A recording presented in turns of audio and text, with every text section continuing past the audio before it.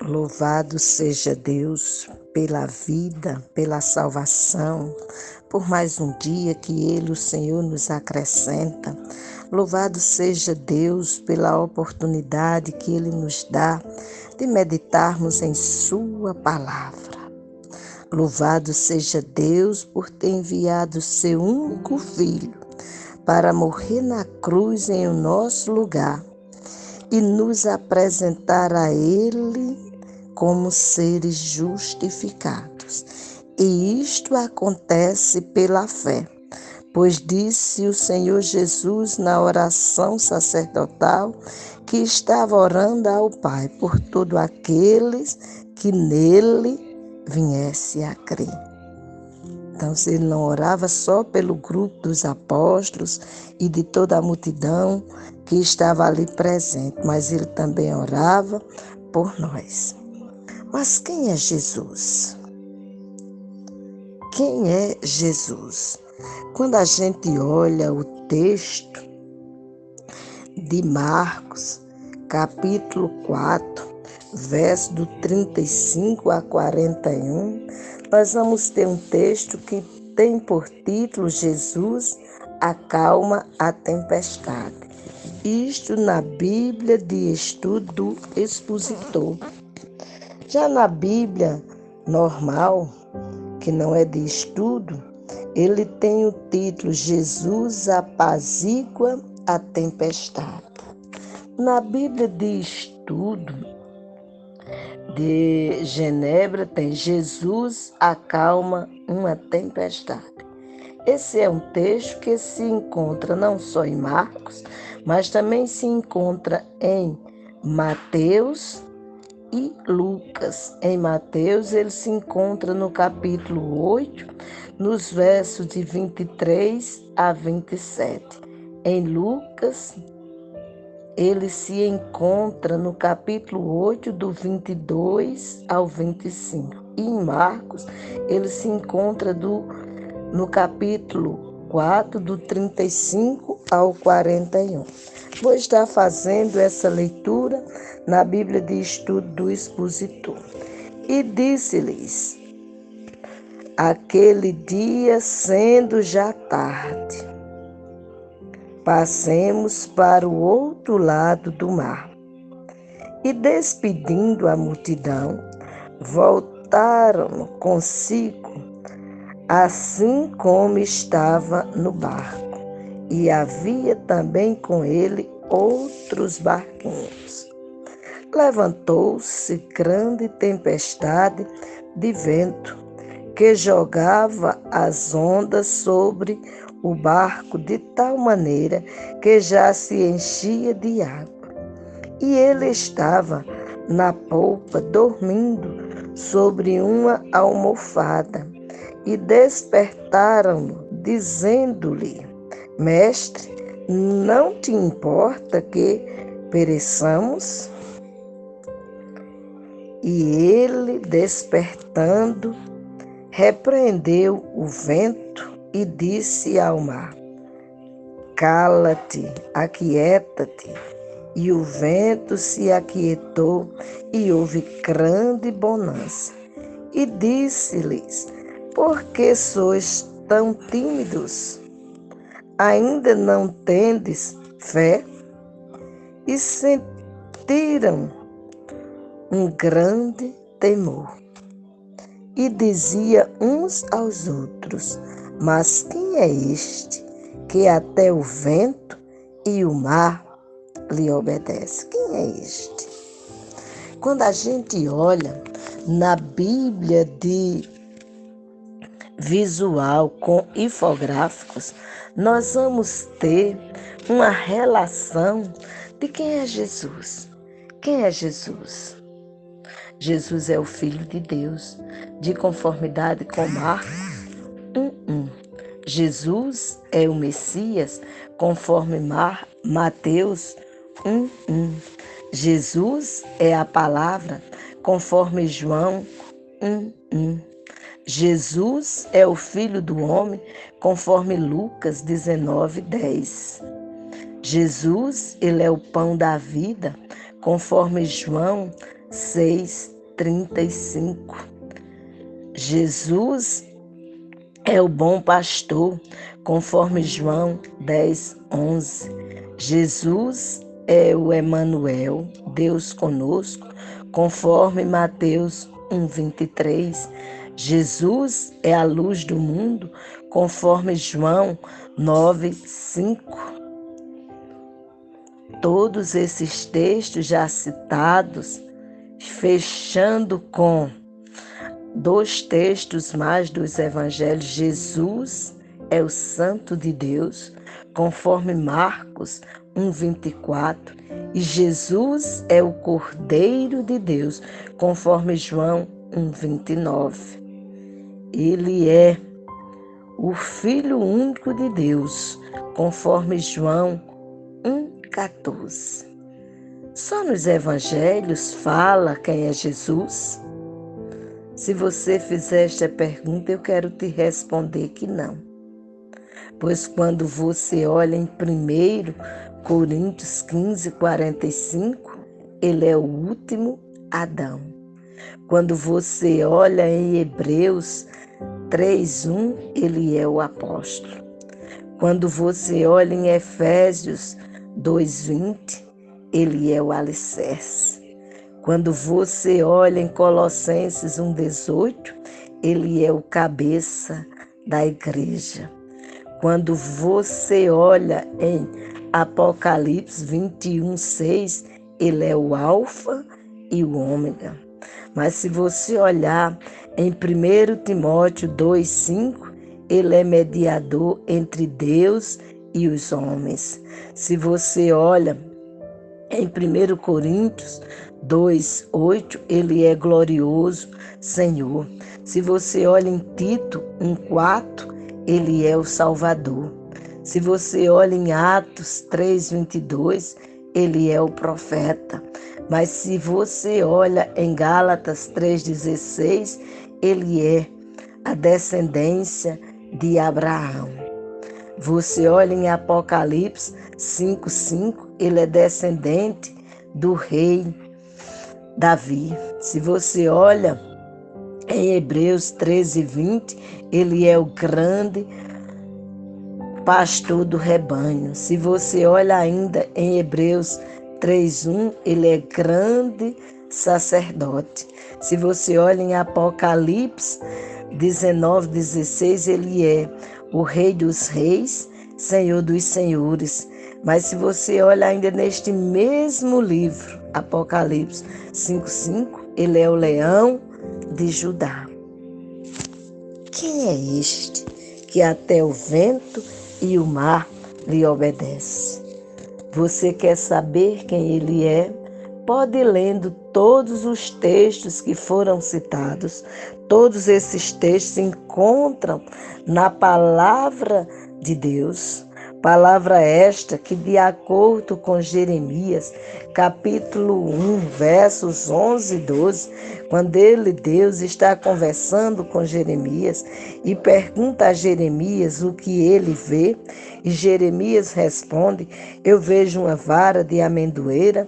Deus responde para ele: viste bem, porque eu velo em cumprir a minha palavra.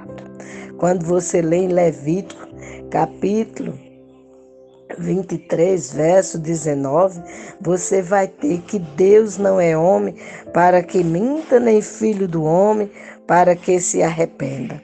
Quando ele promete, ele cumpre. Quando ele fala, ele faz. Em Gênesis 3:15, ele prometeu que enviaria aquele que esmagaria a cabeça da serpente. E ele veio. Ele tomou a forma de homem, como diz no Evangelho de João, capítulo 1, verso 14. E o Verbo se fez carne e habitou entre nós, cheio de graça e de verdade. E vimos a sua glória como a do unigênito do Pai. Este é aquele que tem o poder de acalmar a tempestade. Então se levantou-se a tempestade, como li em Marcos capítulo 4, verso de 35 ao 41, vamos conversar um pouco mais sobre esse texto. Diante da pergunta quem é este, que até o vento e o mar lhe obedecem, foi que eu citei todas as citações apresentadas na Bíblia visual com infográficos. Quem é Jesus? Jesus é o Filho de Deus. Jesus é o Emanuel, o Deus conosco. Jesus é a brilhante estrela da manhã. Jesus é o caminho, a verdade e a vida, como diz em João 14:6. Ele mesmo disse: eu sou o caminho, a verdade e a vida. Ninguém vem ao Pai senão por mim. De acordo com a Bíblia de Estudo do Expositor, Jesus falava aos 12, ou seja, aos apóstolos. E o que foi que Jesus disse aos apóstolos?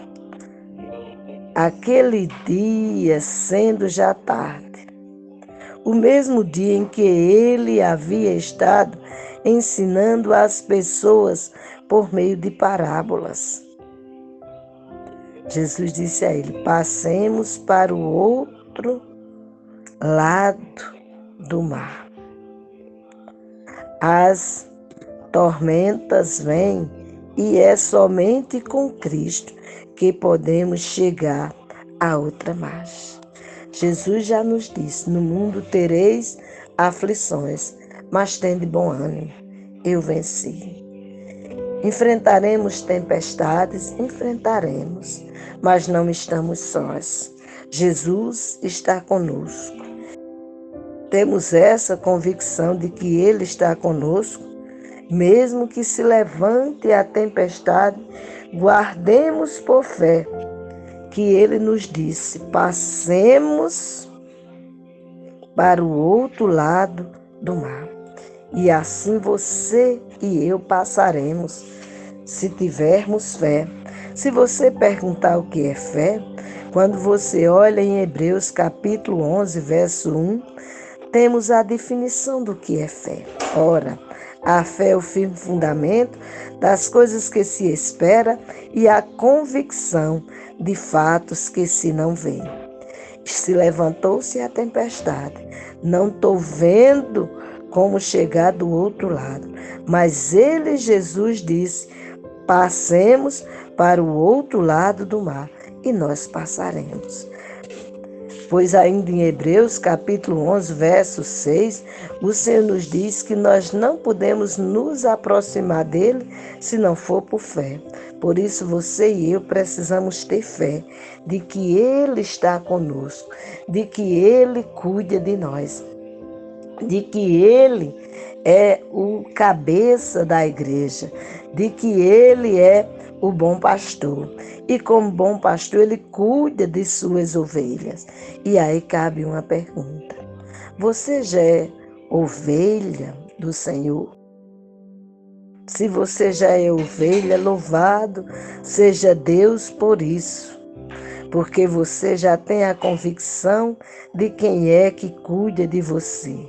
Você já tem a convicção de quem foi o que disse: passemos para o outro lado do mar. Independente do que se levante nessa trajetória, ele diz: eis que estou convosco todos os dias, até a consumação dos séculos. Se encontra em Mateus, capítulo 28, verso 20. Ele está com aqueles que nele esperam. Disse o salmista no Salmo 40, no verso 1, esperei com paciência no Senhor, ele se inclinou para mim e ouviu o meu clamor. Seguindo a leitura de Marcos, nós temos a explicação dada na Bíblia de Estudo do Expositor para o verso 36, a seguinte colocação. O que é o versículo? E despedindo a multidão, levaram-no consigo assim como estava no barco. Ele, Jesus, estava muito cansado, até mesmo a ponto do esgotamento físico como homem.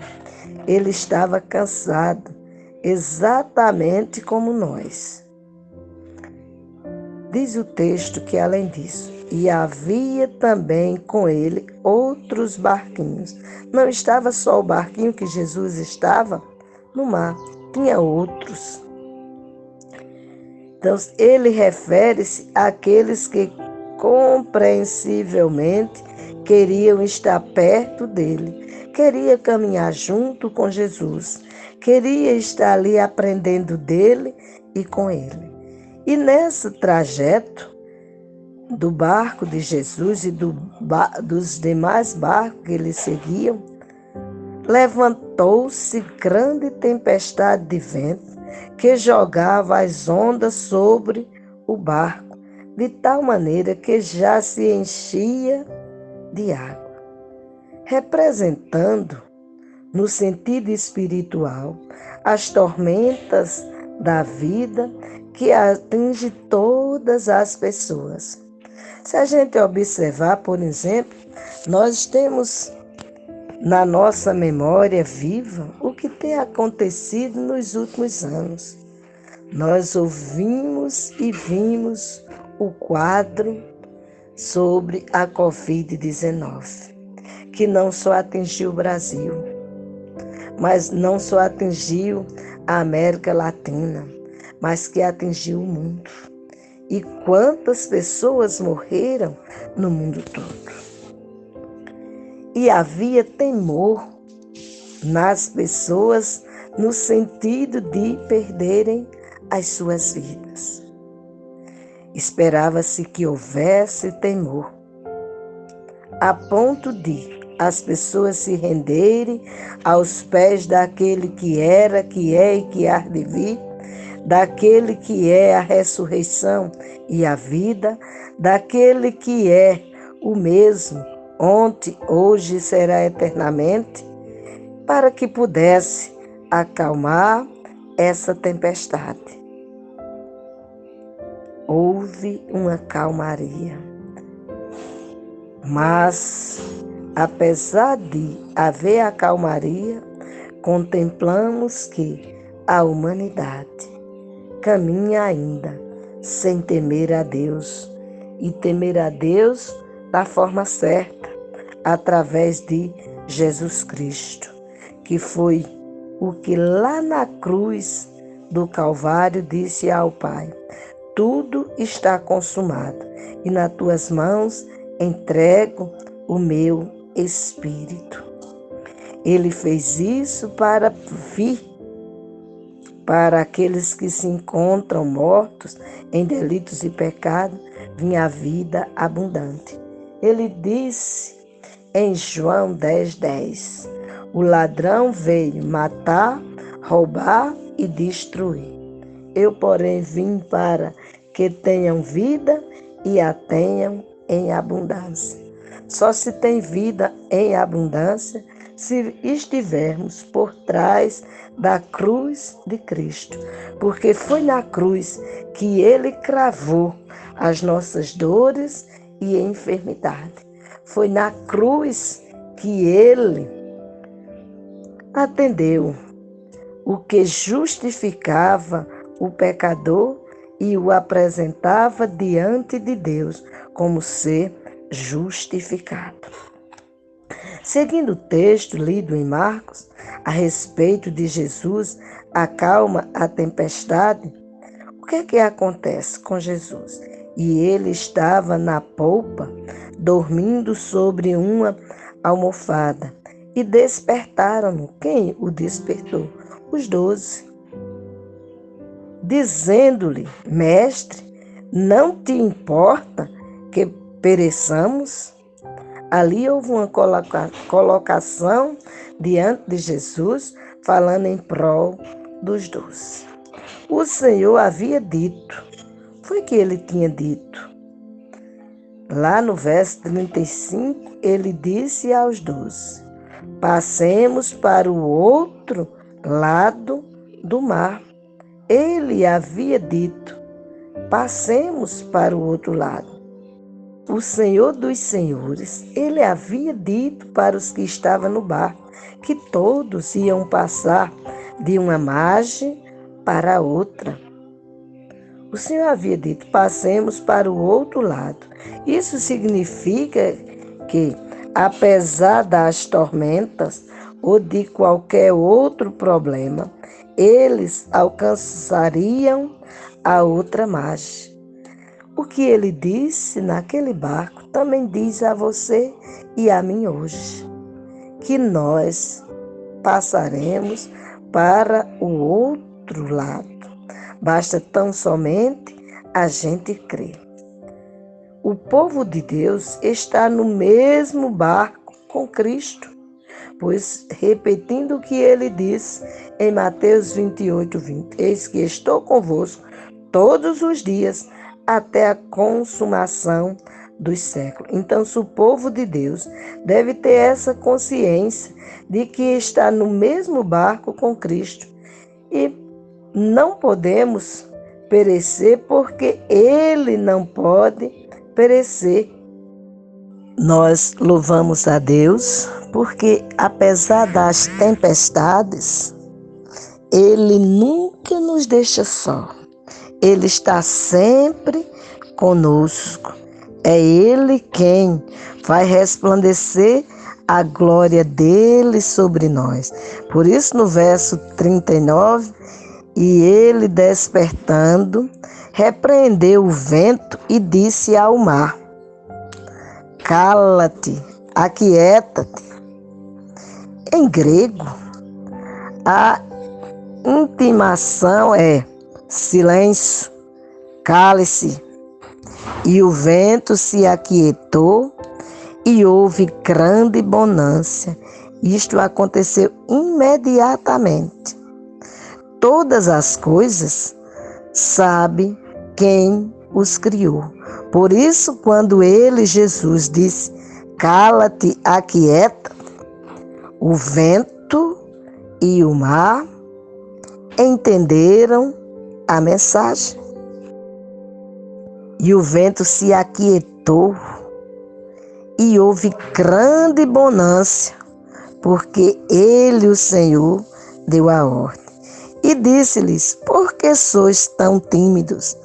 Essa pergunta agora era para os apóstolos, para os 12, que não é uma pergunta só para eles, mas é uma pergunta também para nós.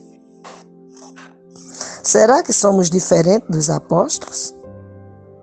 Será que também não somos tímidos? Será que muitas vezes nós não temos duvidado do que o Senhor pode fazer por nós?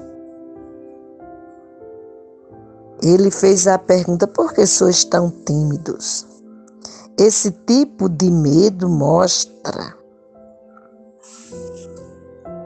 amor impróprio, conforme está em 1 João capítulo 4, verso 18. Ainda não tendes fé? Foi outra pergunta que Jesus fez.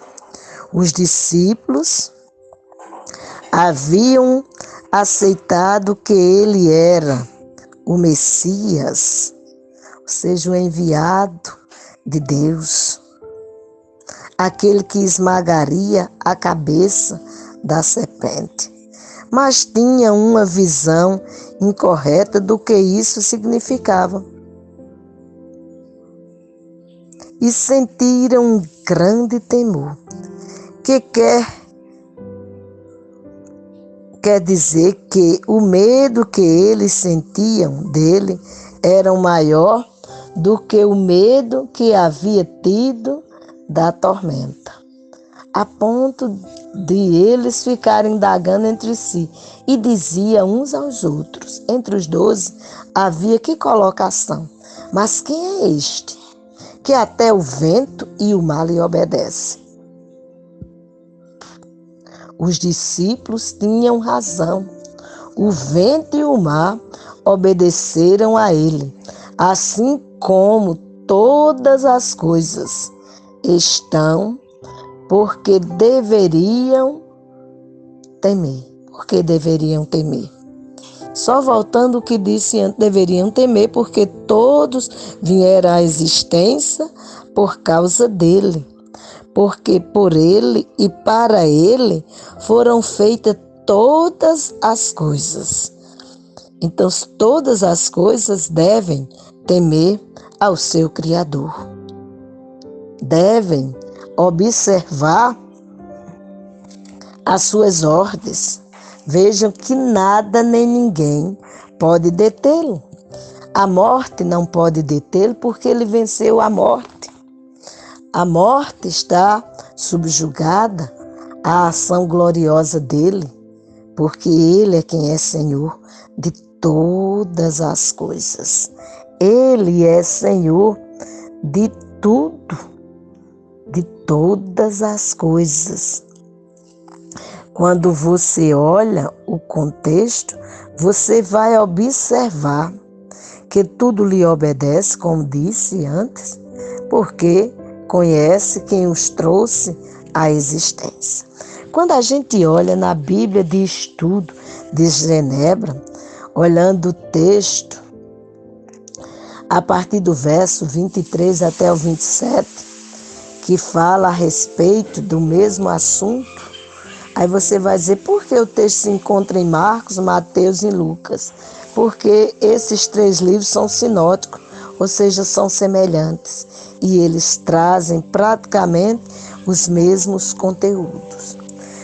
Na Bíblia de Estudo de Genebra, falando a respeito de os ventos e o mar lhe obedecem, o fato de Jesus ter acalmado a tempestade mostra a sua divindade, uma vez que no Antigo Testamento era Deus quem acalmava os mares e era o Senhor da tempestade, conforme Salmo 29, versos 3 e 4, Salmo 65, versos de 5 a 7, Salmo 89, verso 9, Salmo 107, verso de 23 a 30. Daí a surpreendente pergunta feita pelos discípulos. Eles conheciam o contexto de Deus, porque eles tinham a palavra de Gênesis a Malaquias. Só que eles ainda não tinham percebido em 100% que aquele que estava com eles era o que é, o soberano, o unigênito Filho de Deus. Daí a surpreendente pergunta feita pelos discípulos no verso 27. Quem é este que até o vento e o mar lhe obedece? Quem é este? Nós já dissemos no início da nossa reflexão quem ele é. E que você possa pegar a palavra de Deus e meditar em cada um dos versículos que relata quem é Jesus. Se você ainda não tem uma Bíblia e você pode entrar em contato comigo, eu tenho o prazer de lhe dar uma Bíblia para que você possa dia após dia meditar na palavra. Porque no Salmo 1, no verso 2, nós temos uma ordem dada por Deus, de meditar na sua palavra de dia e de noite. E ele diz, quando a gente medita na sua palavra, nós desfrutaremos das suas bênçãos. Você quer ser uma bênção? Como disse o Senhor a Abraão, em ti serão benditas todas as famílias da terra. Se você quer desfrutar dessa bênção, medite na palavra de Deus, aprenda com Ele, porque Ele nos ensina em todos os dias da nossa caminhada. Ele nos mostra na sua palavra como ter refrigério na alma, como podemos andar diante dele e andar diante dos homens. Que Deus, pois, nos abençoe. Seja você daqueles que têm o prazer de meditar na palavra de Deus e ser bem-aventurado, porque bem-aventurado é aquele que medita, é aquele que ouve, é aquele que guarda, é aquele que pratica esta palavra. Que Deus, pois, nos abençoe. Em Cristo Jesus, o Senhor. Amém.